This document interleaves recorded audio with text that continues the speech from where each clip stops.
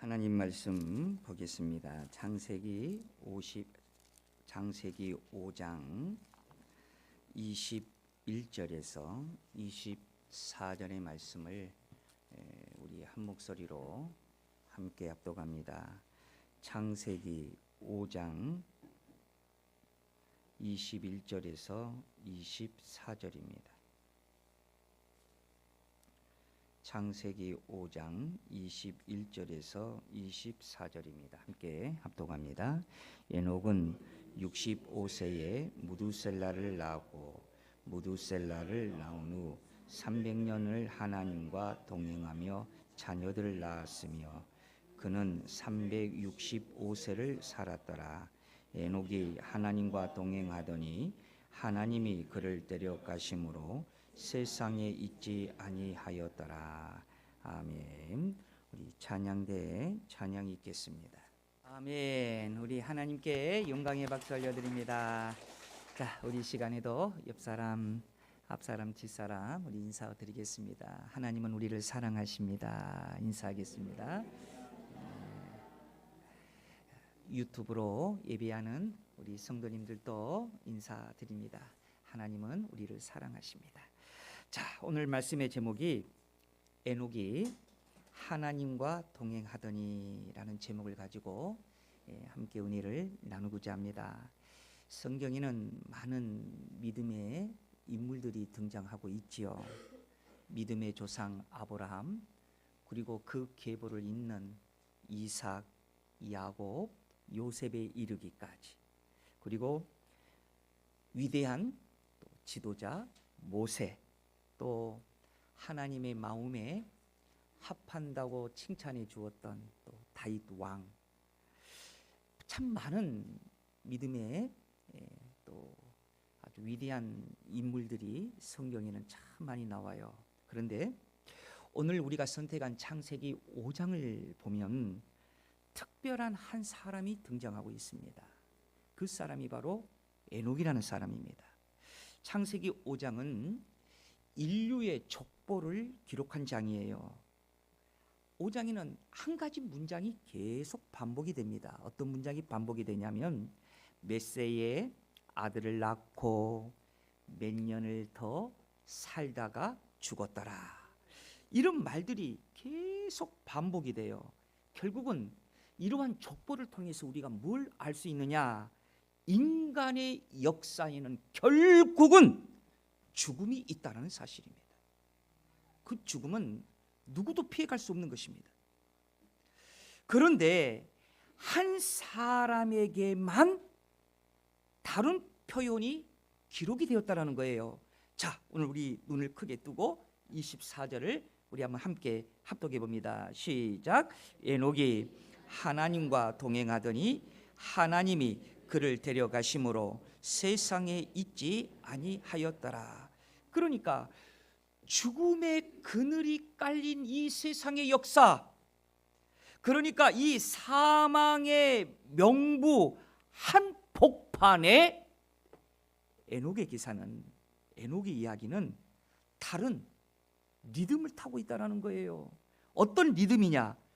죽음을 보지 않고 옮겨진 사람 에녹, 우리가 이렇게 얘기할 수가 있습니다.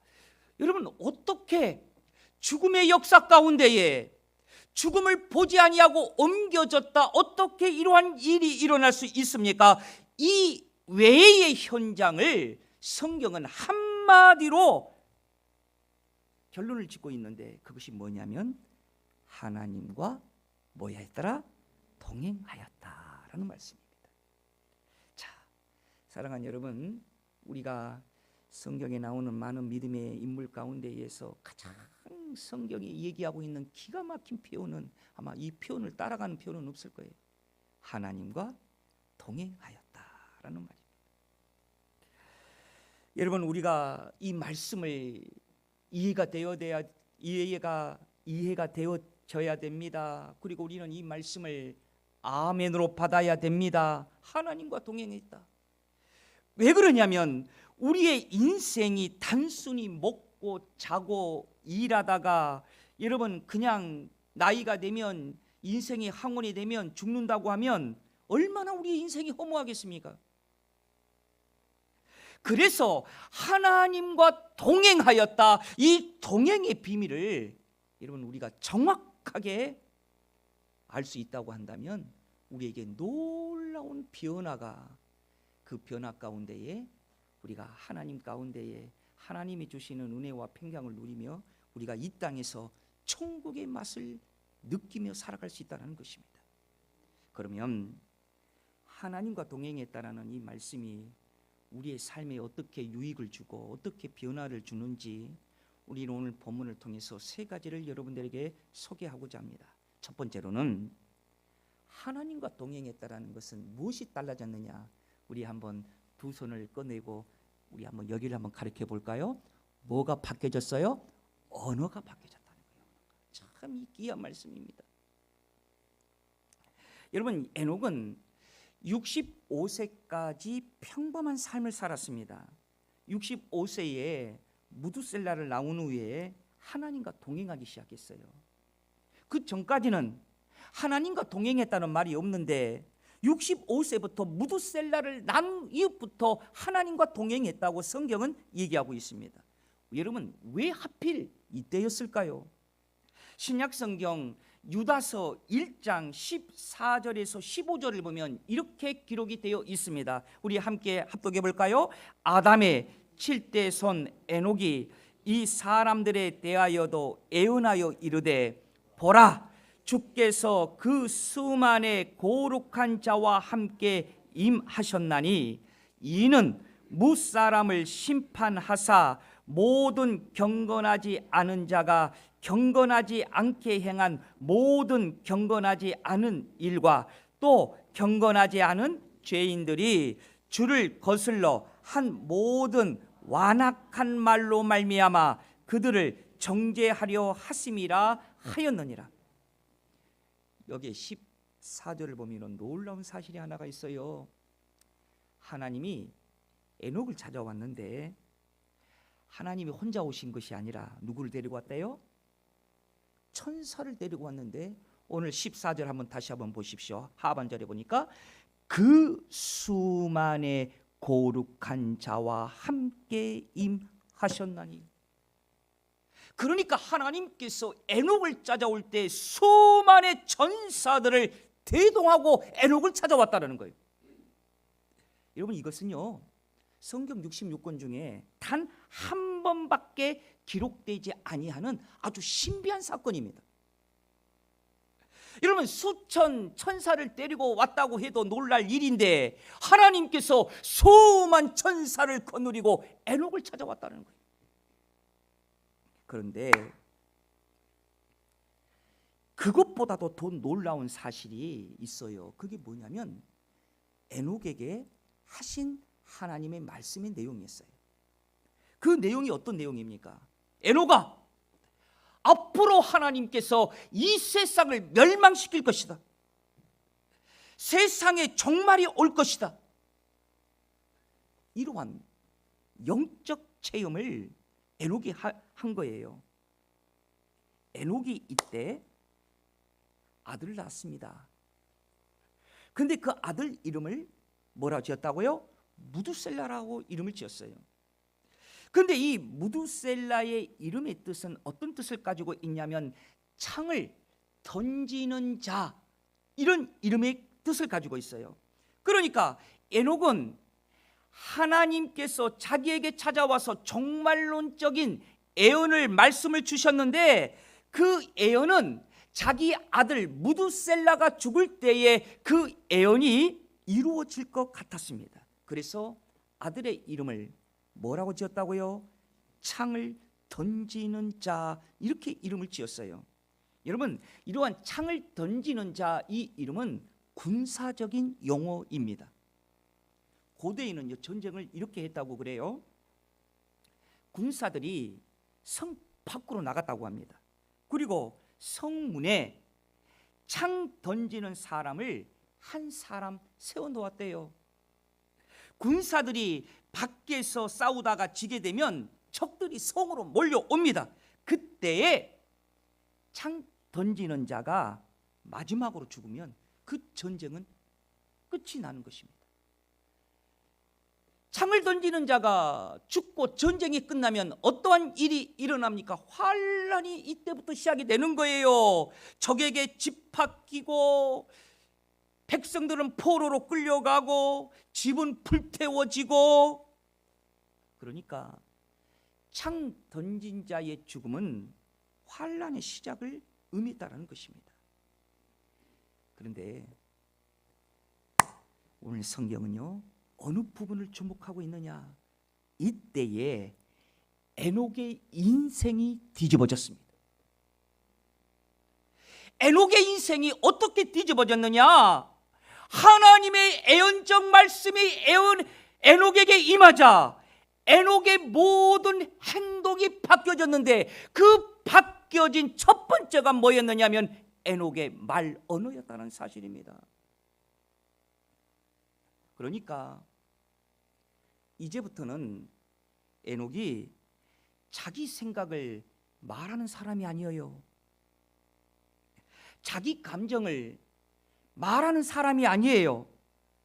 다시 말하면 세상의 재미있는 이야기나 세상의 이슈적인 그런 사건들을 친구들과 얘기하는 그런 사람이 아니에요. 변했어요.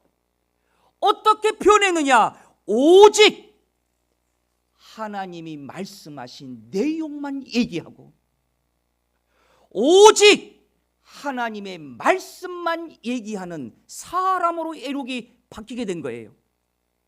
다시 말하면 에녹은 하나님의 말씀을 받은 사람이고 하나님의 말씀만 말했던 사람이라는 것입니다. 사랑하는 여러분, 그렇습니다. 우리가 은혜 받고 하나님이 나와 함께 계시다는 사실을 내가 아멘으로 받아듣기 시작하고 하나님이 나와 함께 하여 준다는 그러한 말씀이 내 삶 가운데에 충만해질 때에 우리의 삶 가운데 제일 변화되는 것이 우리의 말 언어라는 것입니다. 이 말이 무슨 말입니까? 하나님 말하는 것이 너무 즐겁다라는 거예요. 여러분, 이 세상에 얼마나 달콤한 말들이 많은 줄 아십니까? 친구 두세 명만 여러분 저기 만나도요, 웃음소리가 저 밖에까지 들릴 정도로 재밌는 말들이 얼마나 많이 있는 줄 몰라요. 나를 즐겁게 해주는 말들이 얼마나 많이 있는 줄 몰라요. 그러나 에녹이 하나님을 만나고 나서 동행하다 보니까 세상의 말보다도 하나님 말씀이 너무나도 좋다라는 거예요. 너무나도 달콤하다라는 말이에요. 세상의 말에도 물론 위로가 있고 세상의 말에도 물론 소망이 있는 좋은 말들이 얼마나 많이 있는지 모릅니다.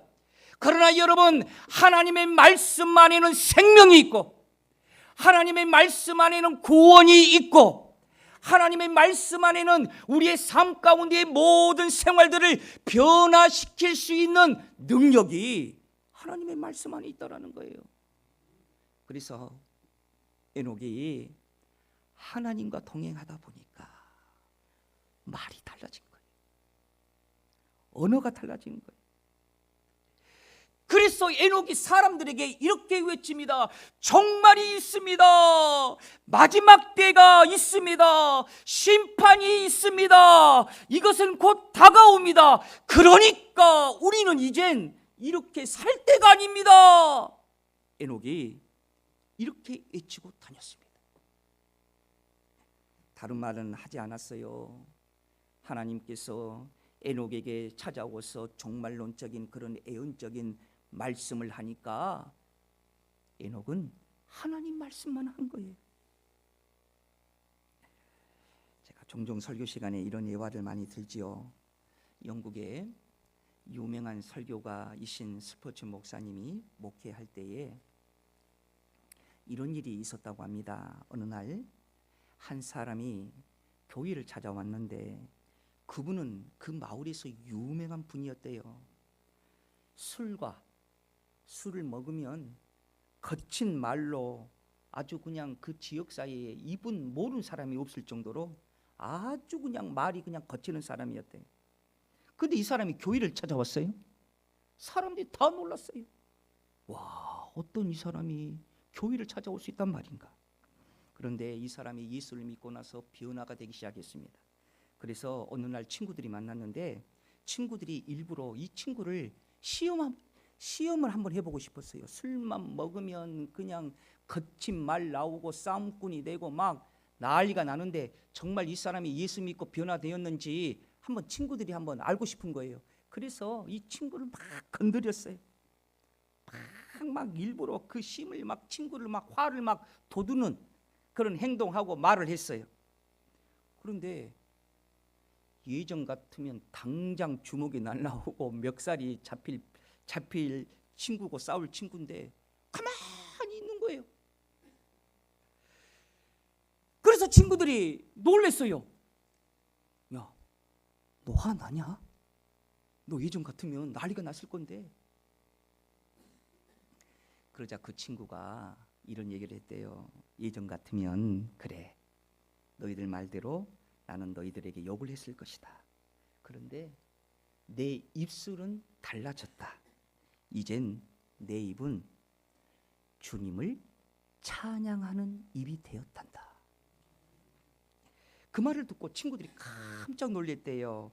그때 스펄전 목사님이 이런 이야기를 이어갔습니다. 어떤 이야기느냐? 사람이 예수를 믿으면 마음만 바꿔지는 것이 아니라 제일 먼저 혀가 바뀌어진다. 스펄전 목사님이 그렇게 설교를 했어요. 사랑하는 여러분, 사람이 하나님과 동행하면 제일 먼저 바뀌어지는 변화, 그게 바로 언어, 말의 변화입니다. 여러분, 예수 때문에 행복합니다. 우리는 예수 때문에 일어날 수 있습니다. 우리는 예수 때문에 천국의 소망으로 이 땅을 살아갑니다. 우리는 변한 사람입니다. 뭐가 변한 사람입니까? 말이 변한 사람입니다. 내 자신 스스로가 하나님의 자녀라고 얘기하고, 내 자신 스스로가 천국 백성이라고 얘기를 하고, 내 자신 스스로가 나는 주 안에서 행복한 사람이라고 얘기를 하는 것입니다. 그래서 이 언어의 변화를 대해서 에베소서 4장 29절에 보면 이렇게 말씀하고 있어요. 함께 합독해 볼까요? 무릇 더러운 말은 너희 입 밖에도 내지 말고 오직 덕을 세우는데 소용되는 대로 선한 말을 하여 듣는 자들에게 은혜를 끼치게 하라. 우리 사랑하는 우리 대성교 성도 여러분, 오고 가는 그런 사람들을 살리는 말이 나올 수 있는 우리의 변화의 언어 생활이 하나님과 동행함으로 이것이 얻어지는 하나님의 축복이 되시길 주의 이름으로 축원드립니다. 두 번째로는요, 하나님과 동행한다는 것은 말만 바뀌는 게 아니에요. 행동도 바뀐대요. 하나님과 동행하는 사람은 행동이 바뀐대요. 여러분, 창세기 5장 24절의 소도를 다시 한번 보시길 바랍니다. 성경은 에녹을 어떻게 소개합니까? 이렇게 소개합니다. 에녹이 하나님과 동행하더니. 여러분, 이 하나님과 동행이라는 이 말은요, 자, 이 말씀 여러분 잘 이해를 하셔야 돼요. 이 동행이라는 말은요, 단순한 관념이나 교회 안에서만 쓰는 그럴듯한 종교의 용어가 아닙니다. 이 용어는요, 이 동행은요, 다시 말하면 막연하게 느껴지는 그런 구름 잡는 뜬구름 같은 이야기가 아니라, 동행은 뭐냐? 아주 실제적인 삶의 방식이라는 거예요. 그래서 성경에 보면요, 이 동행을요, 하나님과 동행했다, 이 동행을 무슨 용어를 썼느냐? 결혼식 용어를 사용했다는 거예요. 참 이게 중요한 말씀이죠. 여러분, 결혼식 용어가 뭡니까? 주례를 하면 그런 말들이 옛날에는 그게 일본지로 나왔죠. 눈이 오나 비가 오나 머리가 뭐예요? 뭐 팥뿌리가 함께 살겠습니까? 이렇게 물어보잖아요. 여러분, 저도 목사입니다만은 목사님들이 공통적으로 생각이 다 똑같을 것입니다. 목회를 하다 보면은요, 다 두 분이 생각이 나요. 목회를 그만 이제는 은퇴를 하시거나 또 다른 교회로 또 이동을 하시더라도 그 교회에서 생활할 때 딱 두 분이 생각이 나는데 첫 번째는 뭐냐면요, 참 힘들고 어려울 때 옆에서 기도해주고 위로해주고 목사님 중심으로 정말 힘써 주었던 교인들은 끝까지 잊혀지지가 않습니다. 또 한 분이 잊혀지지 않은 것이 있어요. 그게 뭔 줄 아세요? 목사님이 주례한 사람은 평생 잊지 못합니다. 저뿐만 아니라 모든 목사님들이 공통적일 거예요. 그래서 목사님이 주례한 그 사람들은요, 가끔씩 생각이 나요. 잘 살고 있나? 동행하고 있나? 그럼 생각날 때마다 목사님 뭐 하겠습니까? 기도하죠.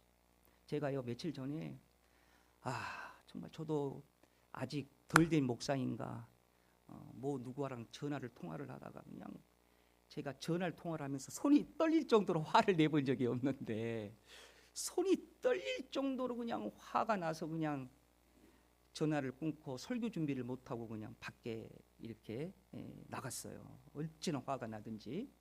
그런데 한 통의 문자가 왔습니다. 어떤 문자가 왔냐면 제가 몇 년 전에 그 아들 그 결혼을 주례했던 아들이었는데, 참 요즘 젊은 아이들이 기독교식으로 안 하려고 그러잖아요, 잘. 근데 그 권사님은 철저한 믿음으로 철저하게 밀어붙여서 제가 기독교식으로 주례를 하고 기독교식으로 장례를 이렇게 자기가 결혼식을 집례를 했어요. 그런데 종종 기도가 나지요. 하나님 잘 살게 하여 주옵소서. 잘 살게 하여 주시옵소서. 그런데 그 아들이 대리로 승진했다는 거예요.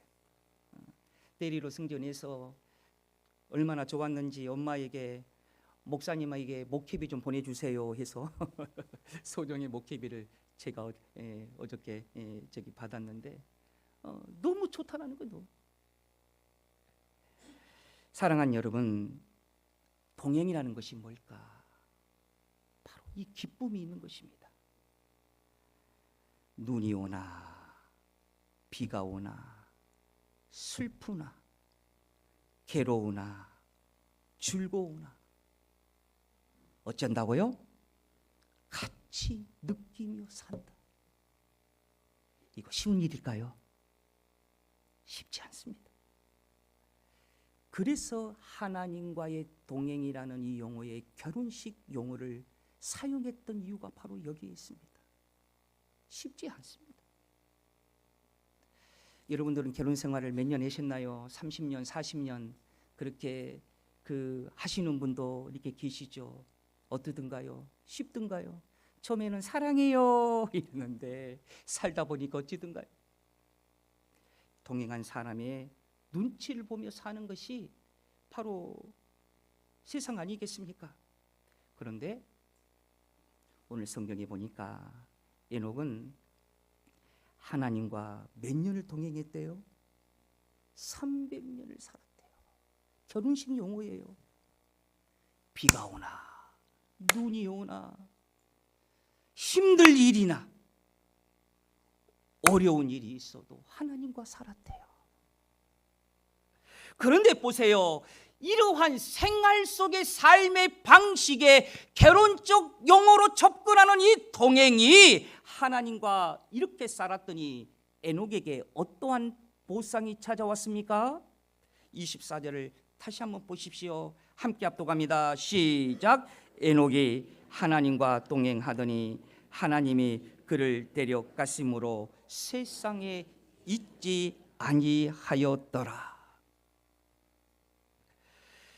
땅에서도 하나님과 동행했더니 하늘로 갔더니 진짜로 하나님과 동행했다는 거예요. 이 얼마나 좋은 축복의 말씀입니까? 사랑하는 여러분, 동행한다는 의미를 야고보서 2장 26절에서 이렇게 말씀하고 있어요. 여러분 성경을 한번 보십시오. 영혼 없는 몸이 죽은 것 같이 행함이 없는 믿음은 죽은 것이니라. 누군가 나란히 걷다 보면 자연스럽게 그 사람의 걸음걸이와 속도, 심지어는 말투까지 우리는 닮아가지 않습니까? 그래서 하나님과 동행하는 사람의 삶에는요, 반드시 눈에 보이는 거룩한 변화가 나타나기 마련입니다. 사랑하는 여러분, 믿음이 있으면 행동이 따라옵니다. 예배를 소중히 여기십시오. 기도하는 삶이 시작이 됩니다. 죄를 멀리 하려고 여러분 예를 써 보십시오. 그러면 사람이 보이기 시작합니다. 건강한 사람이 보이기 시작합니다. 사랑하는 여러분, 우리의 삶을 뒤돌아볼 때에 우리가 하나님과 동행하고 있다면 우리의 행동도 분명히 달라지고 있을 것을 믿습니다. 우리가 하나님 믿으면 성화가 되어져 가요. 주 안에서 변하지 못할 것이 없어요. 하나님 안에서 바뀌지 못할 것이 없어요. 말씀 한마디로 온 우주를 창조하시는 하나님께서 우리의 삶 가운데 역사하시면 왜 변화시켜 주지 아니하겠습니까? 사랑하는 여러분, 성경은 에녹에 대해서 어떻게 얘기하고 있다고요? 다시 24절 소두의 말씀을 다시 한번 보세요. 에녹이 하나님과 동행하더니.